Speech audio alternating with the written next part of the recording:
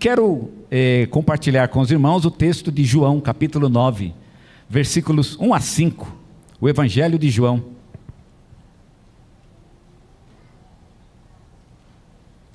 João capítulo 9, versículos 1 a 5.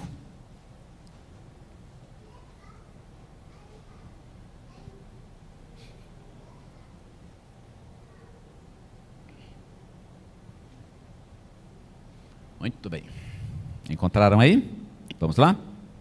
João 9, 1 a 5. O texto da palavra do Senhor diz assim: Passando Jesus viu um homem cego de nascença. E seus discípulos lhe perguntaram: Rabi, quem pecou para que este nascesse cego? Ele ou os seus pais? Jesus respondeu: Nem ele pecou, nem seus pais. Mas isso aconteceu para que nele se manifestasse as obras de Deus. Enquanto é dia, é necessário que realizemos as obras daquele que me enviou. A noite vem, quando ninguém pode trabalhar. Enquanto estou no mundo, eu sou a luz do mundo. Amém? Por isso ou não? Olha que interessante, Jesus termina o texto dizendo: enquanto estou no mundo, eu sou a luz do mundo. E é curioso que ele diga isso no final de uma sessão onde está tratando, ou pelo menos no meio de uma sessão, que está tratando de um cego de nascença, não é? Ele é um cego, portanto ele não tem luz, e para aquele cego, Jesus está dizendo: eu sou a luz. Eu não sei se aqui significa talvez até de que o problema aqui não é nem se eu vou curá-lo ou não. Pode ser que eu cure, pode ser que não. Nós sabemos, conhecemos essa história e sabemos que Jesus vai curar esse cego, mas aqui não está em jogo se ele vai curar ou não, porque ele diz: eu sou a luz e eu posso curar os olhos das pessoas. Aqueles que são cegos, aqueles que não têm luz, vão encontrar a luz, porque eu sou, Jesus disse, eu sou a luz do mundo. E hoje eu quero falar um pouquinho sobre esse conceito, a ideia deste texto. E eu quero discutir com vocês, não exatamente a cura do cego, porque se fôssemos falar sobre a cura do cego, a gente teria que ler um pouco mais, mas eu queria falar um pouquinho e pensar um pouquinho no papel dos discípulos aqui, porque a porçãozinha que a gente leu, ela mostra uma discussão. A ideia aqui não é tanto o cego, mas eu quero falar sobre especificamente os discípulos de Jesus. Jesus estava andando com eles e encontrou um cego. A história é bem longa, o capítulo 9 inclusive é bastante longo, e as repercussões dessa história vão longe. Quem já leu o capítulo 9 de João sabe disso. Mas nesses primeiros 5 versículos, há uma pequena discussão que envolve Jesus e os seus discípulos, e não tanto ainda o cego. Eles encontram um cego e os discípulos fazem uma pergunta para Jesus: Senhor, essa é a pergunta deles, quem pecou para que ele nascesse cego? Olha a pergunta que eles fazem para Jesus: quem pecou? Vamos parar um pouco para pensar na pergunta dos discípulos. Eles veem um homem que é cego, ele é um desgraçado, coitado, né? Realmente está numa situação muito difícil. Esse cego está numa situação muito complicada, está vivendo um momento, ele é um cego de nascença, diz o texto, portanto, de certa forma, eu posso dizer até que isso é meio divino, né, na vida dele. Deus o trouxe a este mundo cego. Então, a pergunta é de que se ele está vivendo um momento tão ruim, tão difícil, se ele está debaixo de uma desgraça tão grande, de uma infelicidade tão grande, o que a gente pensa? Alguém deve ter feito alguma coisa errada. Ele não agradou a Deus. Ou ele, né? Talvez ele tenha pecado. Se ele nasceu cego, provavelmente Deus sabia que ele ia pecar, eu imagino, porque ele não pecou, ele não teve tempo para pecar, para nascer cego, mas talvez Deus soubesse que ele ia pecar, ele ia cometer um grande pecado, e já fez ele nascer cego imediatamente. Talvez fosse uma alternativa. Ou então, o seu pai ou sua mãe, o seu avô, o seu bisavô, o seu tataravô, alguém lá no passado pecou, e a desgraça não caiu naquele tempo, mas caiu agora, né? A maldição, como a gente diria, a maldição caiu em cima dele. Mas não é possível que alguém seja tão infeliz se não tenha desagradado a Deus. Porque eu pressuponho, e os discípulos achavam assim, que se você agrada a Deus, se você faz a vontade de Deus, se você cuida das coisas de Deus e você tem um bom relacionamento com Deus, imagina-se, portanto, que você não vai ter uma vida desgraçada. Não vou dizer que você não tem algum problema, alguma dificuldade nessa vida, mas de modo geral, a gente pensa que a pessoa vai ter uma vida razoável. Então alguém pecou, não é possível. A Deus deve estar nervoso, ou com ele mesmo, ou com algum antepassado dele, E essa é a questão que os discípulos colocam diante de Jesus. E eu queria pensar nessa questão. Eu queria que nós analisássemos nesta noite a pergunta dos discípulos: quem pecou? E antes de responder, porque a gente até podia responder, né? Quem pecou? E não seria difícil responder essa pergunta, ela é super fácil de responder, não porque eu sou inteligente, mas porque o texto dá a resposta. E quem dá a resposta é o próprio Jesus. Ele diz com todas as letras: ninguém pecou. Não, ninguém pecou. Pode ser até que Deus esteja nervoso, mas não por causa do pecado. Tá certo? Não teve pecado aqui, ele nasceu por outro motivo. A resposta de Jesus não é fácil, né, de ser compreendida. E nós vamos tentar então entender o que Jesus está querendo dizer nesta noite, né? Qual é a resposta de Jesus? Jesus diz: nem ele pecou, nem seus pais. Ele nasceu assim para que nele se manifestassem as obras de Deus. E eu quero entender o que Jesus quer dizer com isso, mas eu quero começar com a pergunta que os discípulos fazem: quem pecou? Na cabeça dos discípulos, a desgraça, ela é uma consequência do pecado.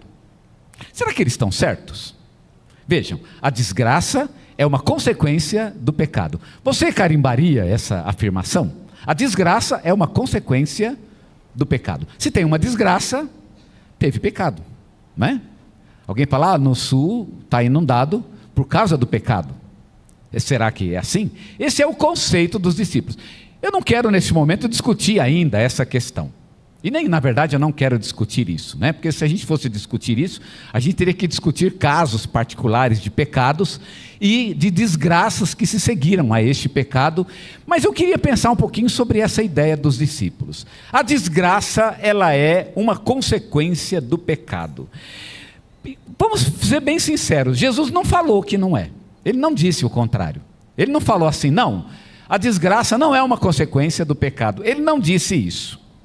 Mas ele mudou a perspectiva aqui para os seus discípulos. Ele não disse que a desgraça não seja uma consequência do pecado. Pode até ser que seja. Digamos que seja mesmo.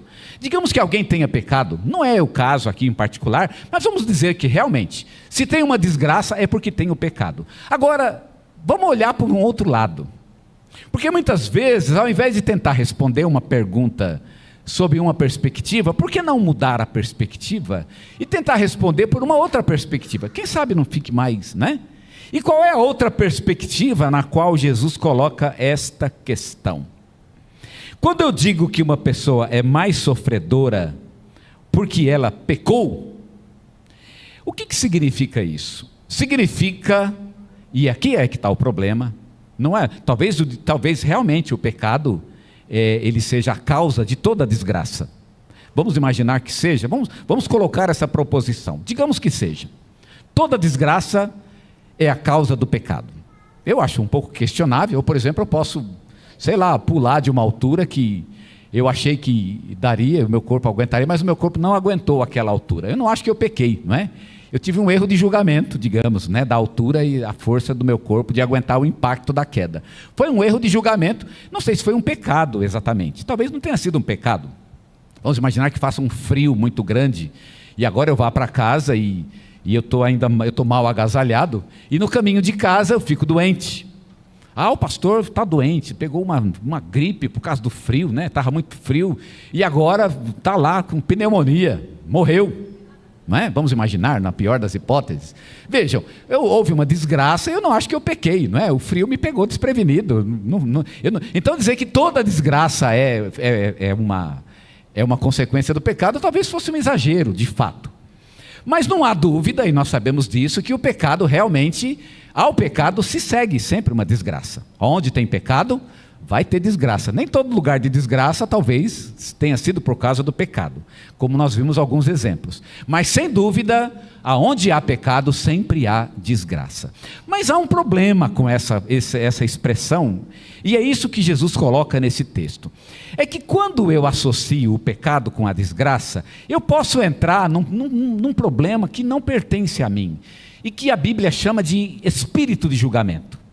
Onde eu começo a julgar o pecado e julgar o tamanho da desgraça pelo pecado que foi cometido. Dizer, por exemplo, que você é um grande pecador porque você é muito desgraçado. Gente, não é possível, você está sofrendo. É um sofredor, não é? Então você deve ter pecado muito. Será que é isso mesmo? Será que eu estou sofrendo tanto porque eu sou um pecador? Jesus aqui, na verdade, está tentando mostrar para a gente que não é uma boa perspectiva essa, porque se você entra por esse caminho, você vai ser obrigado a julgar se essa pessoa realmente é pecadora. E quem é que pode julgar quem é pecador e quem não é? Eu não posso. Se houve pecado ou não, quem sou eu para dizer, não é?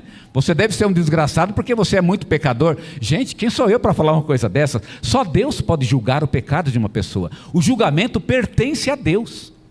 Então a perspectiva e a ideia de que a desgraça ela é consequência do pecado pode até ser verdadeira, mas ela não compete a nós. E foi exatamente isso que Jesus mostrou para os seus discípulos. Quem pecou? Alguém fez uma besteira, porque esse sujeito está muito desgraçado. Alguém aprontou contra Deus. E Jesus vai dizer, olha, não julguem, não entrem por este caminho. Se pecou ou não, isso não pertence a vocês. E aí Jesus apresenta então uma nova perspectiva, para que eles pensem então de uma maneira diferente sobre a maneira como as pessoas são impactadas pelas tristezas, pelo sofrimento, pelas desgraças desta vida. Se o julgamento pertence a Deus, não compete a nós entrar no mérito de uma pessoa estar sendo castigada, punida por Deus por causa de seu pecado ou não. Então eu gostaria de mostrar aqui a perspectiva de Jesus. Quando eu olho para as pessoas e vejo que elas passam por lutas, dificuldades, então existe uma maneira diferente de pensar sobre isso. Porque olha, se você vai pensar em termos de pecado, significa então que você vai entrar por um caminho nebuloso, não é? Imagina eu me aproximar da sua vida e eu vejo que você está sofrendo muito e eu já me aproximo de você achando que você é um grande pecador. Tem graça um negócio desse? Eu não vejo nenhum sentido nisso. Quem sou eu para dizer se você é um grande pecador ou não? Talvez seja, talvez não seja. Não pertence a mim esse julgamento. E Deus não nos deu esse tipo de julgamento. Então, vamos mudar aqui a perspectiva de como pensar naqueles que estão sofrendo, aqueles que enfrentam dificuldades, aqueles que enfrentam lutas. Talvez você mesmo esteja passando por lutas, por dificuldades, esteja num sofrimento em sua vida, enfrentando dores. Eu quero pensar hoje numa perspectiva dessa dor. Quando a gente pensa e está vivendo uma grande dor, e aquele problema nos agoniza demais, a gente sempre pensa no pecado, não é isso? Meu Deus, onde foi que eu pequei para estar sofrendo desse jeito? Acho que eu fiz alguma coisa contra Deus, não é possível. Deus deve estar com raiva de mim. E olha que interessante, Jesus disse para os seus discípulos, isso não tem nada a ver com pecado. Deus não está com raiva de ninguém, não é que Deus não tenha raiva. Mas aqui nesse caso especificamente, aquele homem mendigo, cego, sentado naquele caminho, isso não tem nada a ver com raiva de Deus. Esqueçam a raiva de Deus. E não julguem aqui se Deus está com raiva ou não. E eu quero nessa noite pensar um pouquinho nessa mudança de perspectiva. Pensar na nossa dor e no nosso sofrimento, não em termos do quanto Deus está com raiva da gente, mas numa outra perspectiva. E qual é essa perspectiva? A perspectiva de Jesus?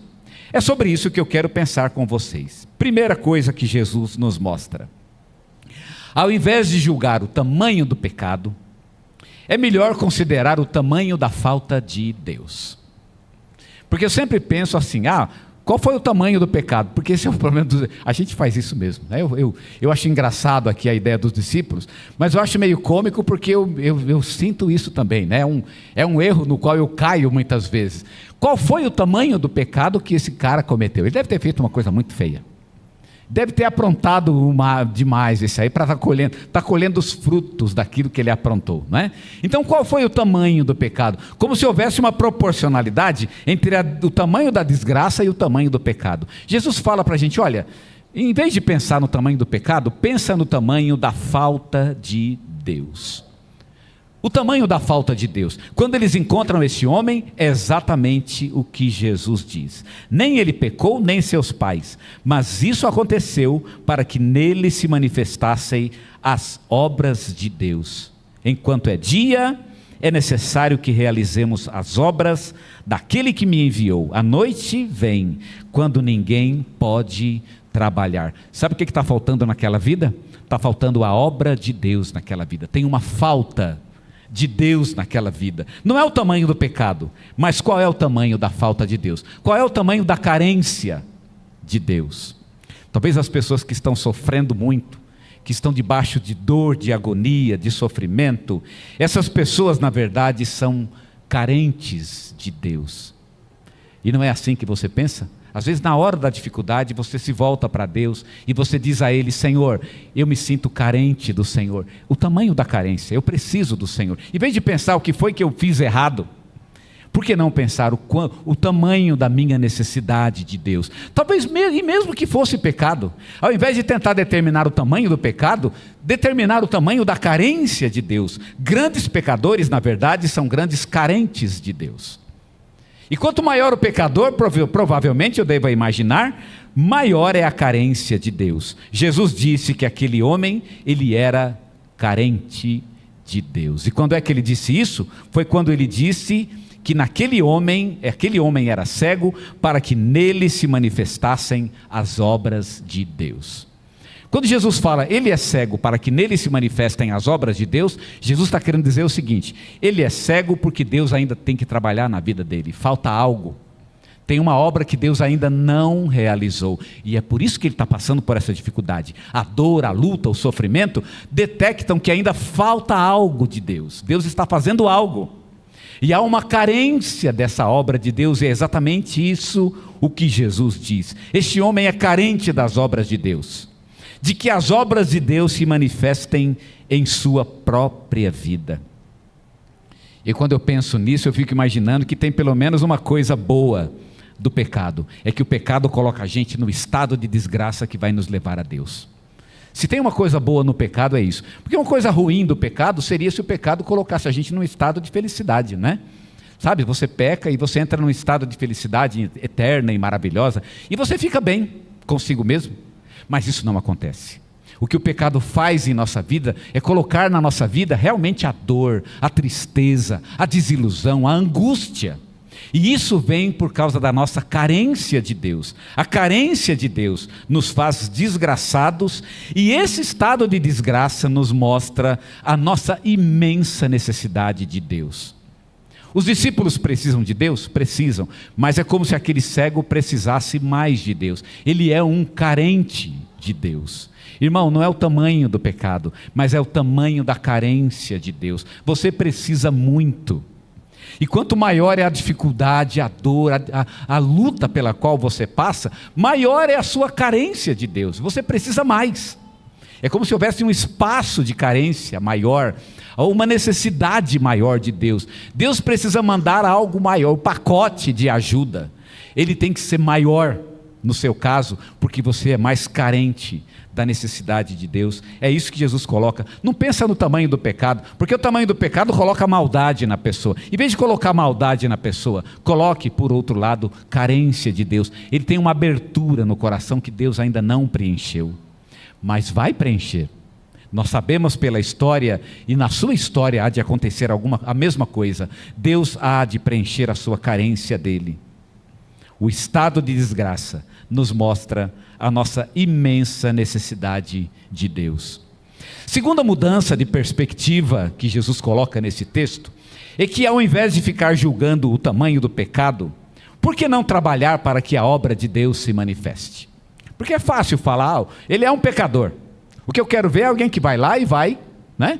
Vai dar, então o que ele precisa? E quem é que vai dar o que ele precisa? Quem vai suprir essa carência de Deus? Ao invés de julgar o tamanho do pecado, por que não trabalhar para que a graça de Deus se manifeste nessa vida? Jesus disse, é necessário que façamos a obra daquele que me enviou, enquanto é dia. Sabe o que aquele cego precisava? Não era de julgamento.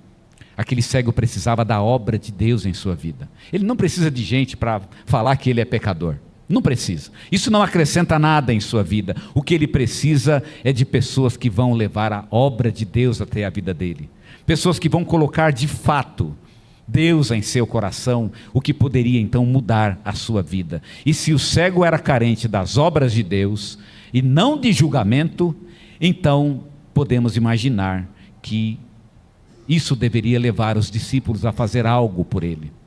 Ora, ele precisa das obras de Deus. Jesus diz, é necessário que façamos a obra. E é interessante Jesus falar isso no plural, né?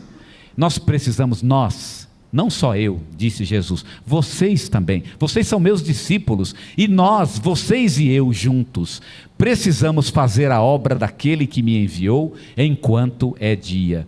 Sabe por que esse homem está desse jeito? Sabe por que ele está caído?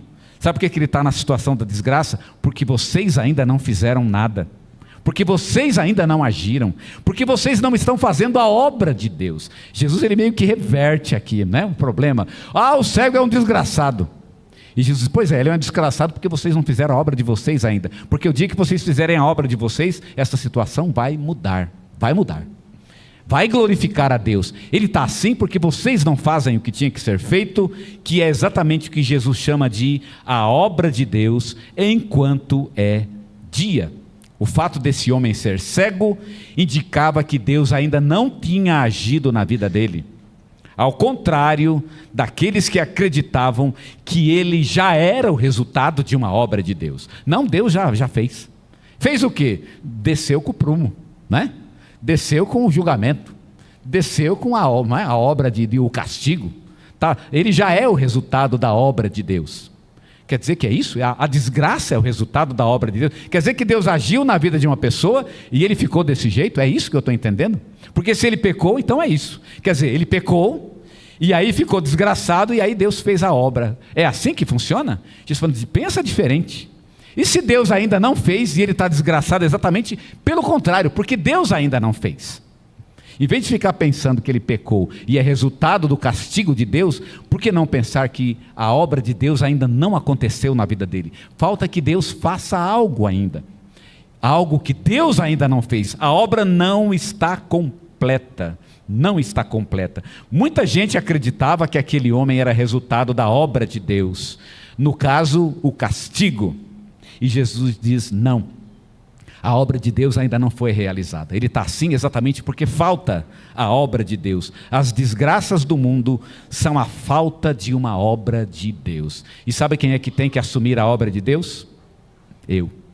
Porque é fácil. Eu estou andando na rua e eu vejo lá o desgraçado e digo, aquele lá é um desgraçado. Mas eu estou disposto a ir lá e levar a obra de Deus até aquela vida? Essa é a pergunta que eu preciso responder. E se eu não quero responder essa pergunta, e não é conveniente para mim respondê-la, então é bem sensato ficar bem quietinho, né? Deixa quieto, né? Não vamos mexer, Deus sabe, pertence a Deus. Se você não quer se envolver na solução, então não participe do problema.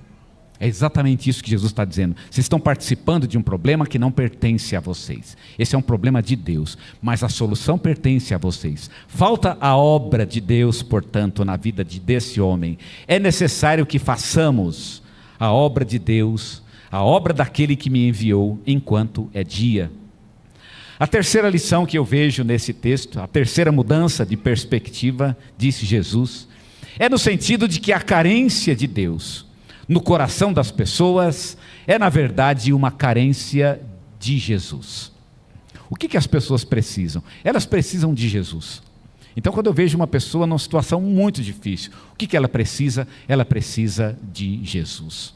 Se você está na luta, na dificuldade, na dor, se está muito difícil viver, sabe o que você precisa? Você precisa de Jesus. É a carência que nós temos. A carência, na verdade, ela é uma carência de Jesus. E aí é por isso que Jesus termina essa sessão dizendo, enquanto estou no mundo, eu sou a luz do mundo. Eu sou. O que Jesus está dizendo aqui, este homem precisa de mim. Ele precisa de mim. Talvez em vez de falar, Senhor, quem pecou? Era melhor então falar, Senhor, ele precisa do Senhor. Ele precisa da sua ajuda. E, irmão, é exatamente o que eu e você precisamos. Precisamos da ajuda de Jesus. E podemos voltar para Ele, e quando voltamos para Ele, nós podemos encontrá-lo e podemos tê-lo em nosso coração. Jesus entra em nós, muda a nossa vida, mas a nossa dor, a nossa dificuldade, a nossa luta, ela é, na verdade, uma carência de Jesus. Quando Jesus está em nossa vida é mudada, ela é transformada. O que Jesus está querendo dizer quando ele fala eu sou a luz do mundo, o que ele quer dizer é que eu estou no mundo, eu sou a luz do mundo, mas este homem não tem a luz. E é interessante que ele era um cego, e de fato ele não tinha mesmo luz, ele não via a luz. Esse homem nunca tinha visto a luz. uma vez que ele era um cego de nascença. Ele não tinha luz, mas Jesus é a luz, ele é a luz do mundo. A obra de Deus, que ainda falta ser realizada em nossas vidas, tem nome e tem endereço, é Jesus. Jesus é a obra que falta. Então, o que falta? Pensa na desgraça, pensa na dor, e você pode pensar em qualquer desgraça, qualquer dor, qualquer luta, pensa qualquer agonia que você sofra nessa vida, qualquer coisa que te faça chorar. Existe um remédio e uma solução, e a solução é Jesus. Jesus é a solução para este mundo, e ele diz exatamente isso. Eu sou a luz do mundo, no sentido de que eu sou a obra de Deus na vida das pessoas. Se falta a obra de Deus na vida das pessoas, então está faltando eu. Eu tenho que ir lá, e eu tenho que fazer o trabalho de Deus na vida dessas pessoas. A carência de Deus, que todo ser humano sente, ela é, na verdade, Jesus. E ela só pode ser preenchida por Jesus. Se de fato nossa dor e nossa dificuldade, ela é uma grande carência de Deus, só há um que pode preencher essa carência. É o nosso Senhor, o Senhor Jesus. Ao invés de julgar, e vejam agora, temos a mudança de perspectiva. Ao invés de julgar o mundo, o nosso papel deve ser levar Jesus ao mundo. Ao invés de falar, esse mundo é pecador, leve Jesus para o mundo então, né? Se é pecador, vamos levar Jesus ao mundo, vamos anunciar Jesus, porque Jesus é a solução, e Jesus é a solução para o nosso coração também. Nós nos colocamos diante dele, nós o recebemos em nossa vida, e é ele quem vem nos tirar da desgraça, porque ele pode fazer isso. Ele vem nos tirar da carência de Deus, daquilo que nos distancia de Deus. Ele faz isso quando entra em nosso coração, muda a nossa vida e nos dá uma nova perspectiva de vida, uma nova maneira de viver. Só confiar nele, só depender dele. Jesus é a obra de Deus neste mundo. Você confia nele e a obra de Deus se manifesta em sua vida. O seu sofrimento, sua luta, sua dor, na verdade, e nada mais é do que carência de Jesus. É só carência de Jesus. Uma vez preenchida essa carência, você vive de fato naquilo que agrada a Deus, na plenitude de Deus, e a tua vida ganha sentido quando Jesus enche a sua vida de luz com a sua santa e gloriosa presença.